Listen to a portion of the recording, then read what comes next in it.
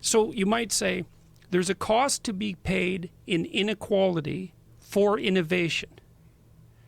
And then you could also say, well, too much inequality destabilizes things, which seems to be quite clear. So there's room for an intelligent conversation about that, right? Because the lefties say, uh-oh, too much inequality. And they need to be listened to, because the evidence is quite clear. If you let the inequality ramp up enough, the whole system destabilizes, because the people at the bottom think, fuck it, we'll just flip the system upside down. Right. No one wants that. Like, right-wing conservatives don't want that. So, because you could make a Republican argument and say, don't let the inequality in your neighborhood get out of hand, because the crime rate will skyrocket. And the empirical evidence on that is overwhelmingly strong. Inequality drives crime. Now, you can argue about why, but the fact that it does, that's not disputable. So we could have an intelligent discussion between the left and the right, and the discussion would go something like this.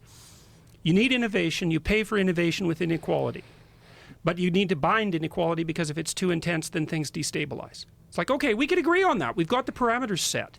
Now we have to start thinking very carefully through how to do the redistribution issue, and we don't know how to do that. So you might say, well, we have a guaranteed annual income for people, which I think is a horrible solution, by the way, but it addresses the right problem. The problem is that we're hyperproductive, but the spoils go to those at the top. And some of those resources need to be funneled down to the people who have zero, so that they have an opportunity to at least get to the point where they can innovate, and so the whole bloody thing doesn't wobble and fall. And and I would say in some sense that's what the political discussion is about. But we've skittered off into these radical oversimplifications, which is something like, well, if you have more than another person, you're an oppressor and you're evil, and if you have less, it's because you're virtuous and victimized, and that's just a non-starter.